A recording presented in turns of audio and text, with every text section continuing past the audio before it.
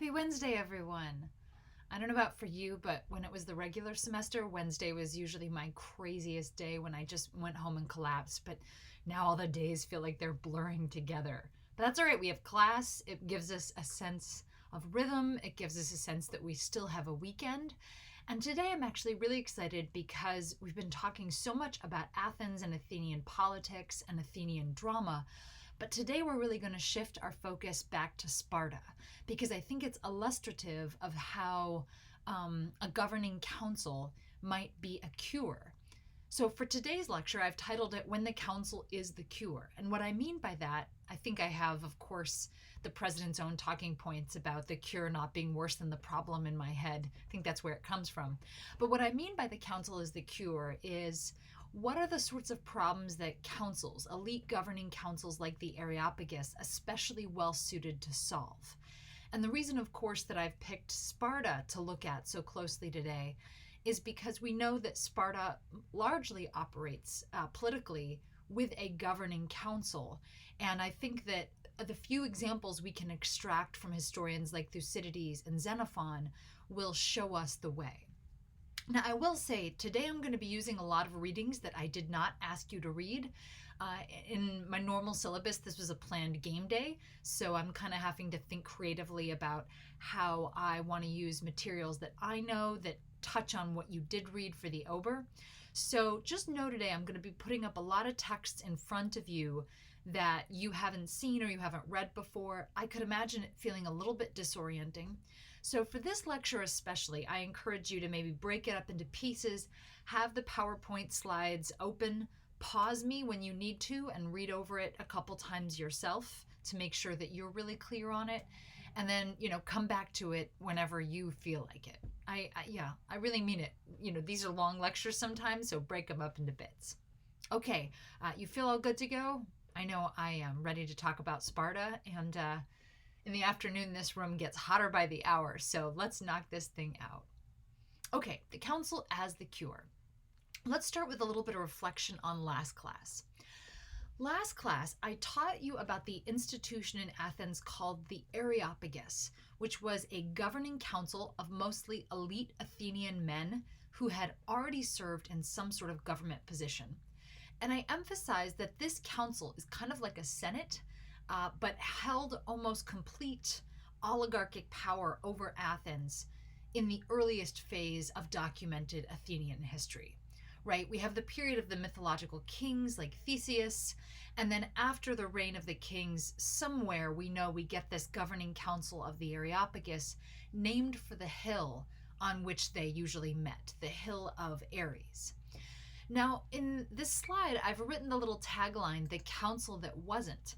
And the reason I've said that is because that even though this council appears to have been very, very powerful in early Athens, like 800 to 600 BCE, we know that as history proceeds, the Athenians find more and more ways to diminish its power, to make it less powerful in comparison to the democracy, to the boule, to the court system. And the main actors, as I mentioned last video, who are responsible for diminishing its power are the political democratic leaders we've already talked a fair bit about, right? And I've tried to represent power in terms of these size bubbles. So this Areopagus Council is at its most powerful in archaic Athens. And then with the reforms of Solon, he takes away their ability to choose the political leaders, the archons, and he also limits what court cases they can hear.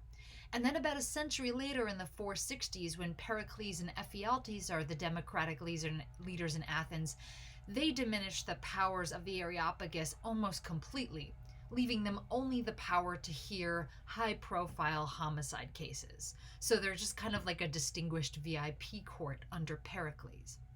So over time, what I mean by that, the council that wasn't, is that the Areopagus does not play a particularly important political role in Athens during the years which we've been studying, the classical period. Therefore, in order to try to ask ourselves how the Areopagus might have asserted itself, or why some Athenians might have thought it had been a good idea to bring the Areopagus back, we need to turn to Sparta as a sort of model.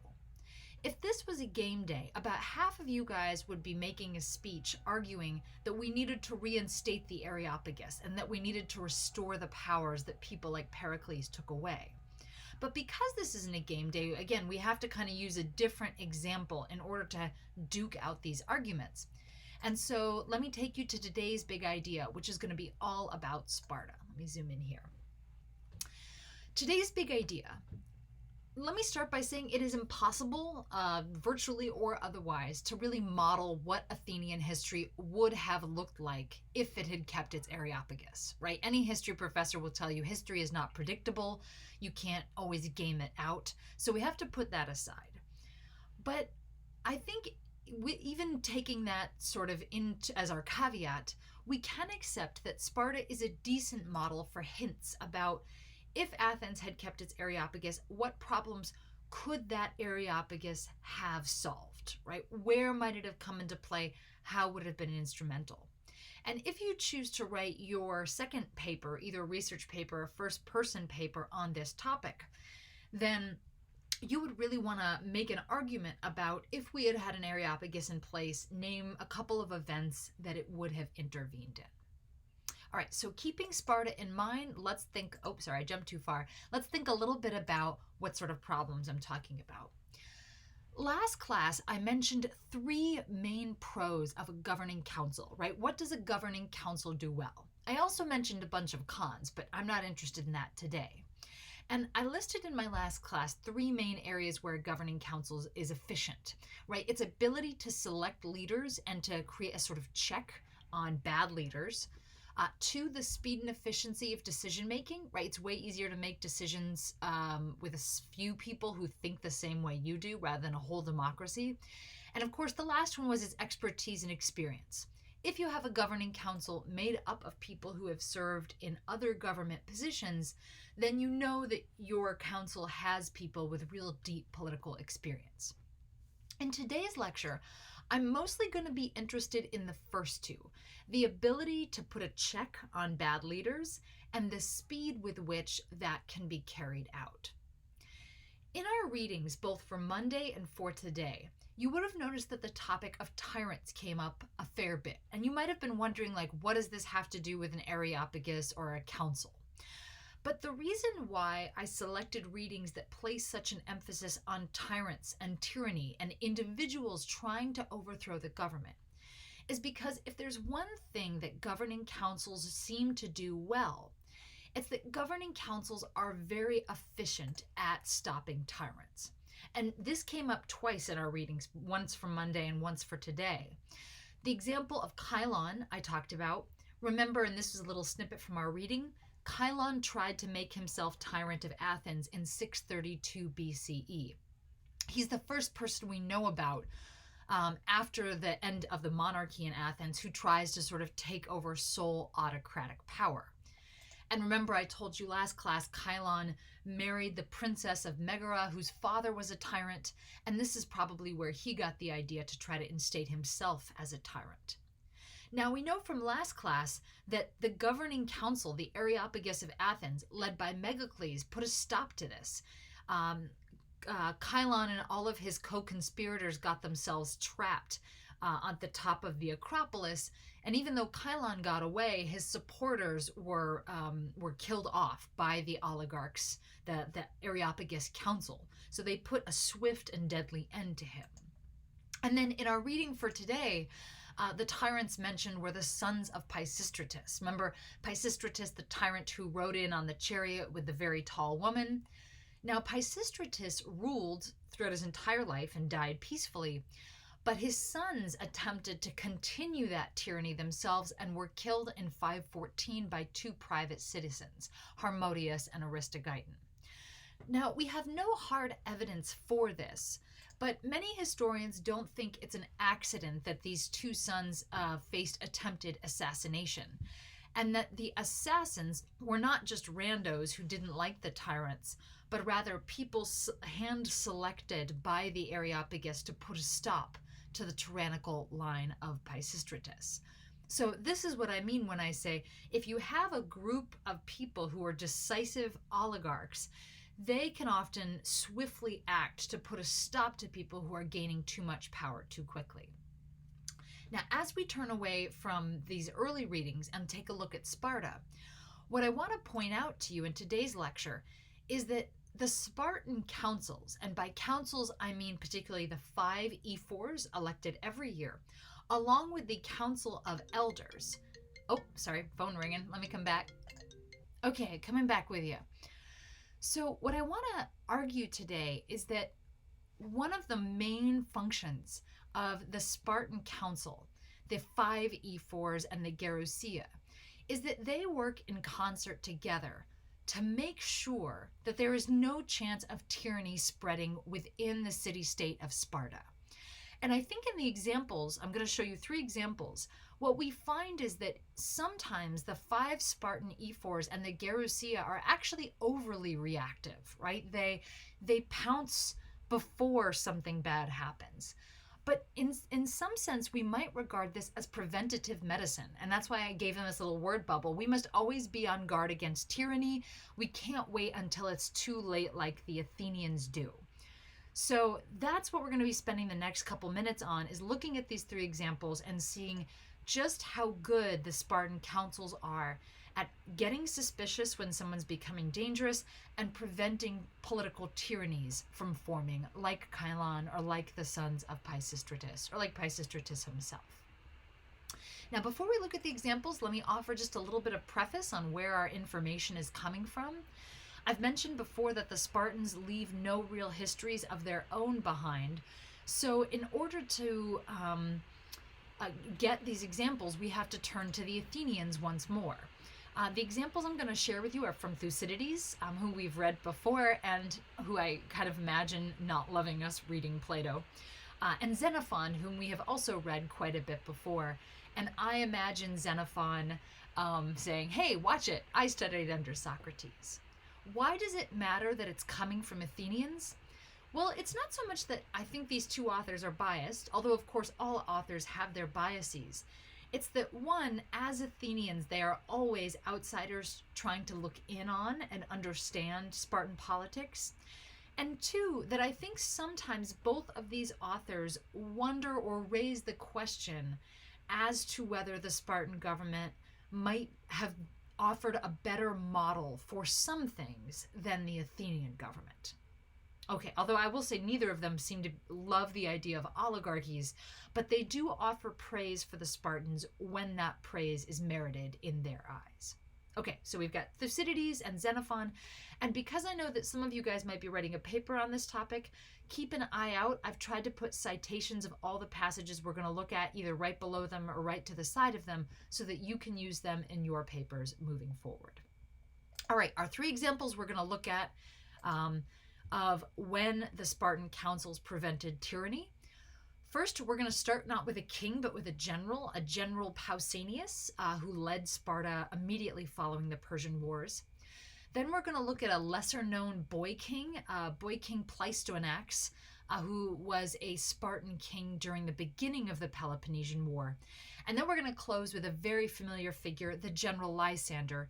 He is, of course, the same Lysander who besieged Athens and put us through the starvation lottery. One and the same. In each one, I'm going to try to show you how concerns grew about each figure becoming tyrannical and how the councils managed to quash them. All right, let's start with Pausanias, the one for whom we really have the most evidence from Thucydides. Okay, who was Pausanias? Pausanias was a Spartan general, a member of the royal family, and he came to power immediately after the Persian Wars. The reason he became powerful is because of the death of the very famous King Leonidas. Leonidas, of course, was the Spartan king who led 300 Spartans to the gates of Thermopylae. He's the one who was the main character in the movie 300. And because Leonidas had a feeling that he probably wouldn't survive the great stand at Thermopylae, he entrusted the care of his wife and his son to his nephew, Pausanias. Now, In political office, Pausanias was known as a regent. And as a regent, that means a caretaker, someone who rules on behalf of the young prince until he is old enough to become king himself. So again, in the movie 300, we get just a few glimpses of Leonidas' son, Leonidas the Younger. And Pausanias would have been the sort of ruler in charge until that son came of age around the age 20. Although usually Spartans preferred their kings to be a little further along into their late 20s and 30s. But nonetheless, 20 is the marked age at which you can become a more full-fledged warrior. Now, I have a feeling you already know how this story is going to go. We have the nephew of Leonidas who's been charged to be a caretaker. This is going to play out kind of like Hamlet in the sense that Pausanias is not content to just be a regent. He doesn't just want to be a placeholder until Leonidas' son grows up. And so we see throughout the 470s some evidence that Pausanias is using his leadership in the Delian League as an opportunity to gain more power. He probably knows that in Sparta, his chance of becoming a powerful leader is slim. He's not going to be king one day. But he knows that as a leader of the Delian League, he can find opportunities and outlets for his power outside of Sparta. Now, in this passage I'm about to read for you, this is Thucydides, and according to Thucydides, once the Spartans got wind that Pausanias was throwing his weight around and becoming powerful through the Delian League, they called him back and began to investigate him. Okay, so now I'm going to read the passage. In the meantime, the Spartans recalled Pausanias for an investigation of the reports that had reached them. Manifold, that just means many and grave accusations had been brought against him by Greeks arriving in Sparta.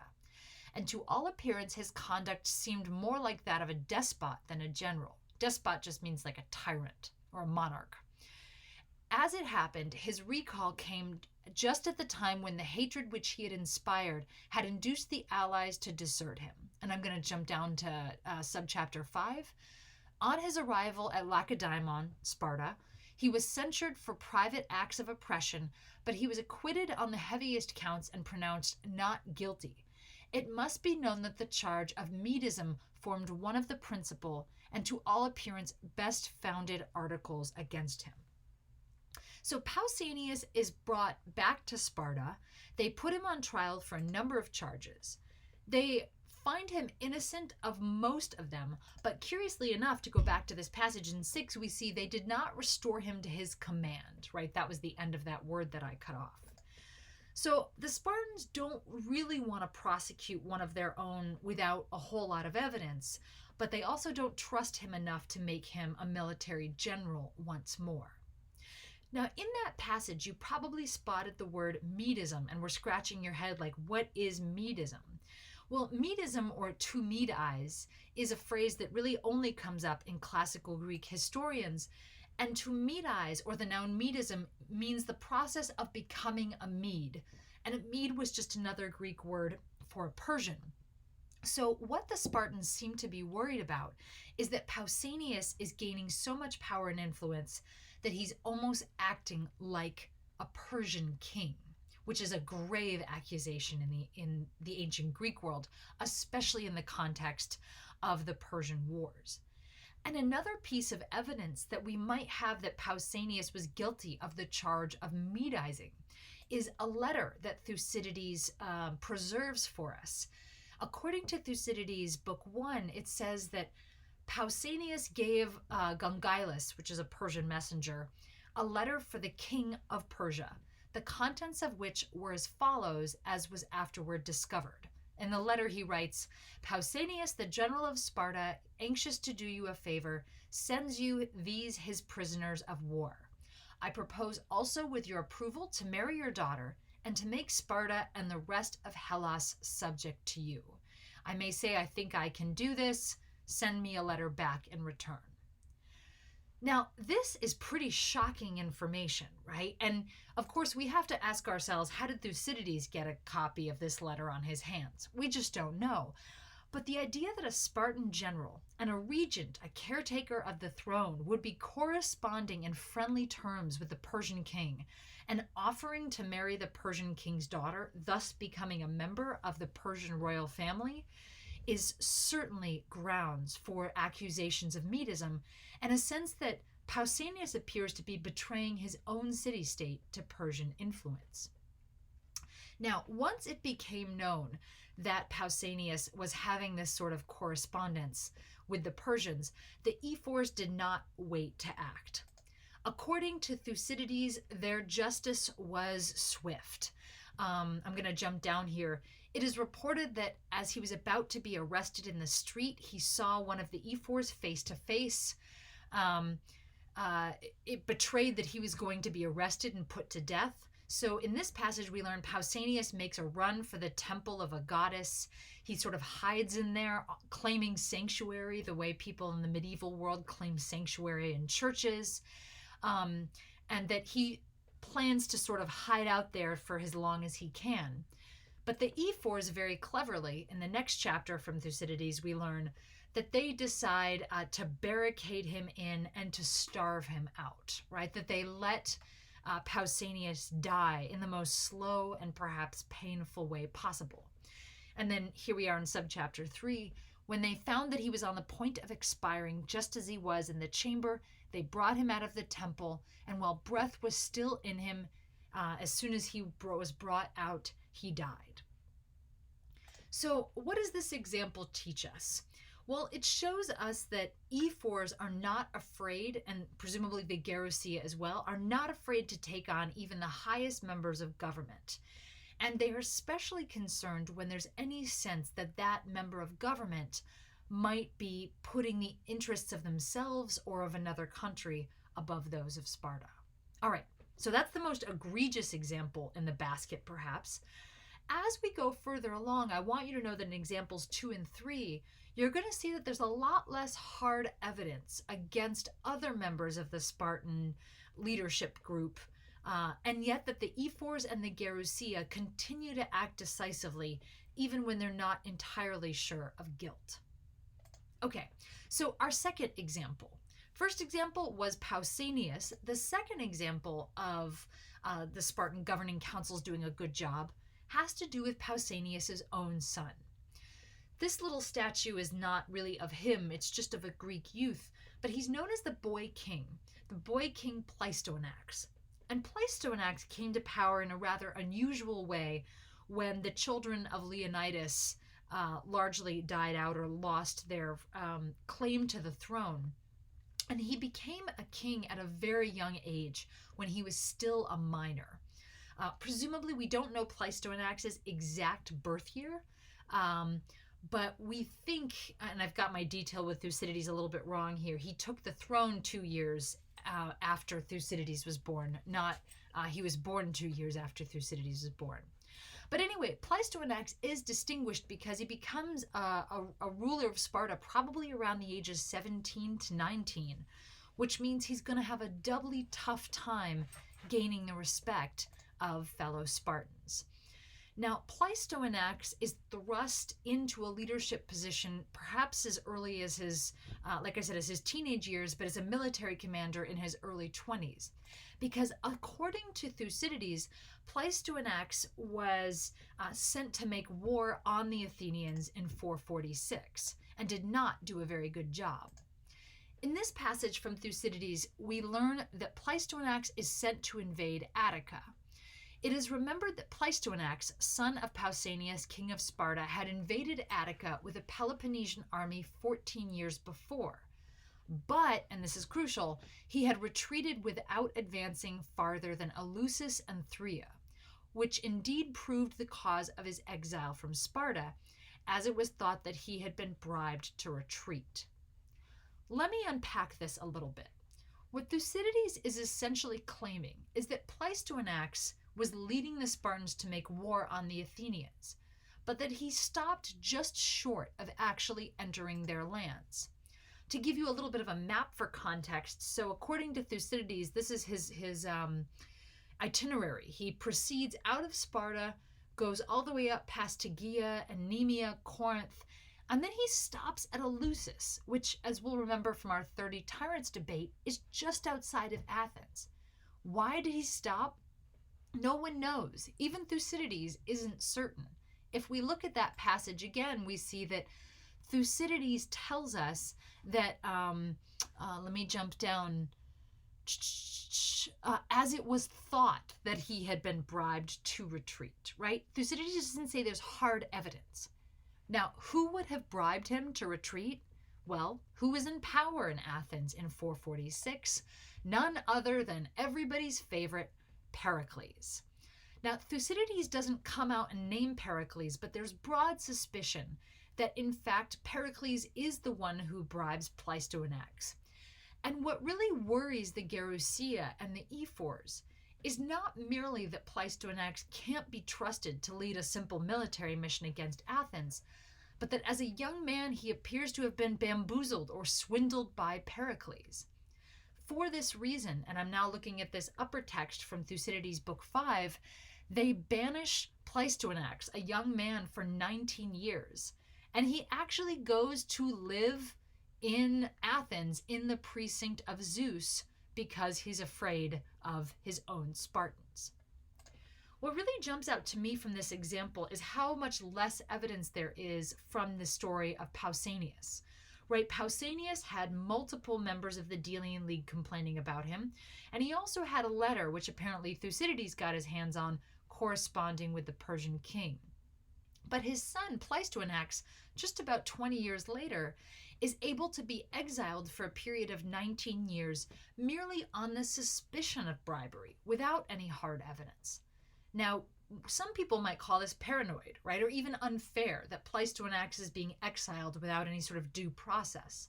But another way to look at it is to say the council is working, right, that the council is able to pick up on any sign that there's funny business going on in Sparta that needs to be checked before it gets out of hand.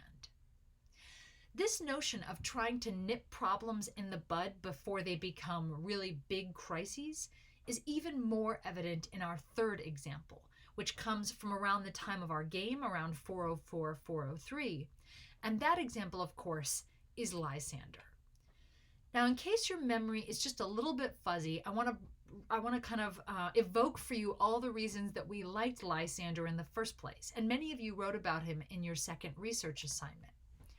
Lysander, of course, was that, I like to imagine him, tall, dark, and handsome, but in a documented way, a really brilliant and ruthless general.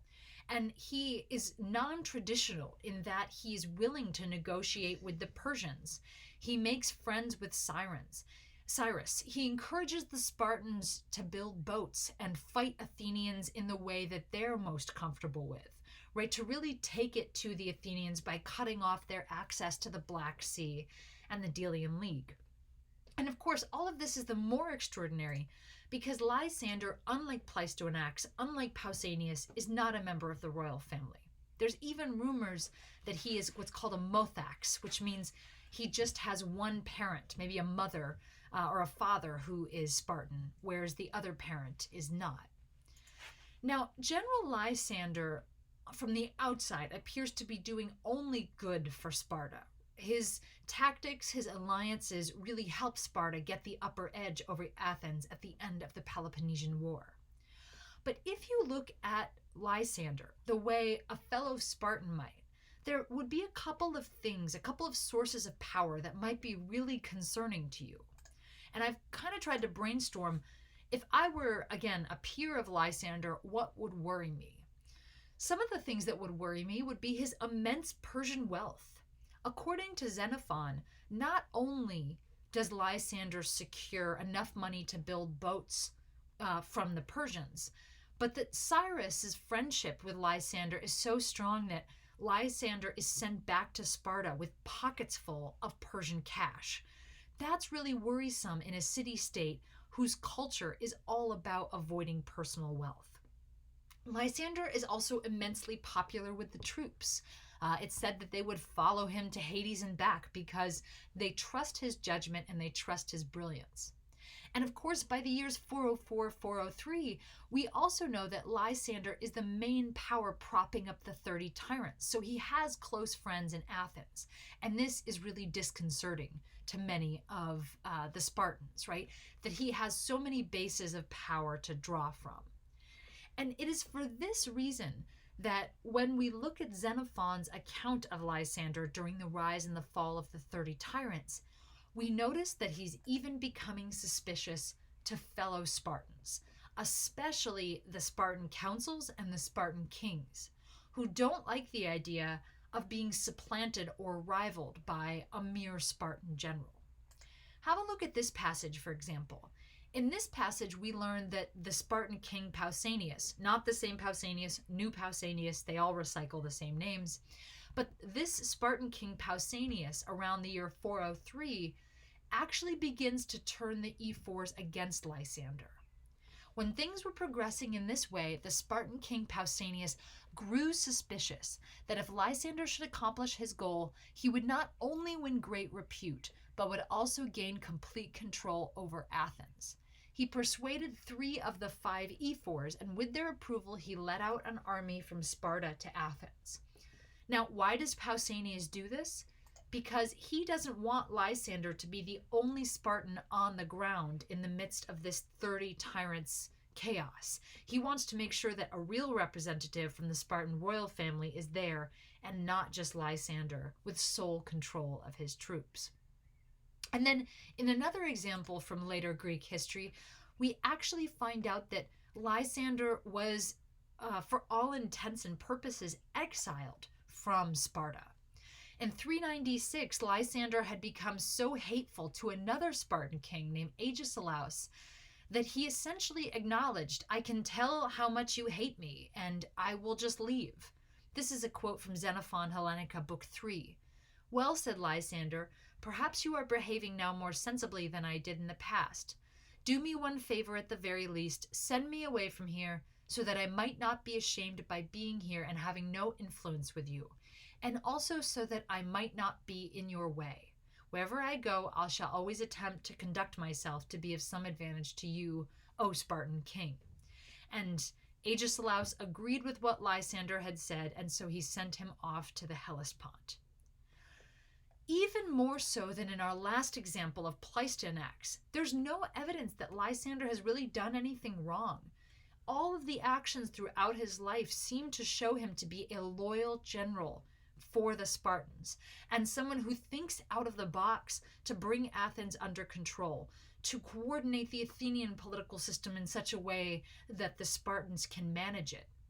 And yet, his reward for doing everything right in life is ultimately to be kicked out by his own king, by his own people. Because again, with someone as powerful as Lysander is, all of those red lights are flashing, saying, "Warning, warning, danger, Will Robinson." Lysander could become a problem if he decides to use his power for evil. Now, as I wrap up here, I want to ask you to sort of think to yourself, now that we know how the Spartan oligarchic councils work, the gerousia, and the ephors, how they can be used to restrain individuals who become dangerously powerful, might we want to rethink the function of the oligarchy of 411 or the 30 tyrants? Let me preface this little thought experiment by saying, of course, the oligarchy of the 411 and the 30 tyrants acted in terrible and brutal ways. Ultimately, at their end, it's very clear that they were more interested in protecting their own power than in serving their fellow Athenians. But I do want to kind of take us back in a time machine just to the very moment when these oligarchic governing councils were getting started and ask ourselves, did they maybe, in some sense, think that they had Athens' best interests at heart? Were they trying to make Athens more stable and more efficient at protecting from dangerous individuals in the same way that the Spartan system was so effective at doing? For example, if we look at the oligarchy of 411 and we look at Thucydides' account of it, we see that Thucydides shares with us some of the reasoning that the leaders of that oligarchy were putting forth as justification for getting rid of a democracy and replacing it with an oligarchy. Now, before we read this, let me say Thucydides was in no way a fan of the oligarchy of 411. He thought it did terrible things. But you can see that he understands, at least in the beginning, where they were coming from. In this passage, he reports one of the arguments used at the assembly to support the idea of the 411. This we cannot have unless we have a more moderate form of government and put the offices into fewer hands and so gain the king's confidence and restore Alcibiades, who is the only man living that can bring this about. The safety of the state, not the form of government, is for the moment the most pressing question, and we can always change whatever we do not like afterwards. What Thucydides is sort of recording in this passage, especially in that last sentence, is the notion that the oligarchs were promoting, that it is more important to keep Athens safe and stable than it is to protect democracy itself, right? What good is it to have a democracy if the whole city goes under? And if we institute a governing council like the 400 oligarchs, and if there's some things that don't work or that we don't like about it, well, we can always change that later. But an oligarchic governing council like the Areopagus is the best at protecting our city in times of crisis. Think even to yourself about the coronavirus crisis we're facing as a country right now. Who do you want in charge? Would you rather have all of America vote in on what they thought was the best idea, or would you rather have a small council of experts making decisions? We also see a similar justification being used by Critias when he is speaking to the 30 tyrants. In this passage I'm going to share with you from Critias's trial speech against the Ramines. He tries to get the other 30 tyrants on his side by saying, our government is based on the Spartan model, and what model could be better than that? Let's zoom in here, right? What if the 30 tyrants were really just trying to recreate a good Spartan government? This is Critias's words here. The finest constitution is reputed to be, I suppose, that of the city of Sparta. Now, if one of the ephors tried to attack that constitution, if instead of obeying the majority he found fault with the way government had been set up and opposed its magistrates, don't you think that he would be found to deserve the greatest punishment, both by his fellow ephors and by the entire city? Here Critias is kind of doing his own thought experiment about how good the Spartan government is, that the Spartan government and its governing council is designed in such a way that if anyone gets out of line, even an ephor, the government will root that person out and make sure that they don't damage the city. This, Critias thinks, is what a good governing council like the 30 tyrants is for, to protect the city from a dangerous individual or dangerous elements. As we close, therefore, I'd like for you to take away as the big idea this notion that, yes, a governing oligarchic council can look really bad and really dangerous, until you have to consider tyranny or chaos as its alternatives. And certainly we saw plenty of tyranny in Athens, and we also saw plenty of chaos. And so if you're planning to write about this week for your research paper, your speech paper, I would encourage you to ask yourself, what events in Athens could have been improved by a small council of experts making decisions efficiently and quickly, in the same way that the Spartans always looked out for opportunities of danger, even when someone like Lysander or Pleistoanax were not yet proven to have done anything wrong?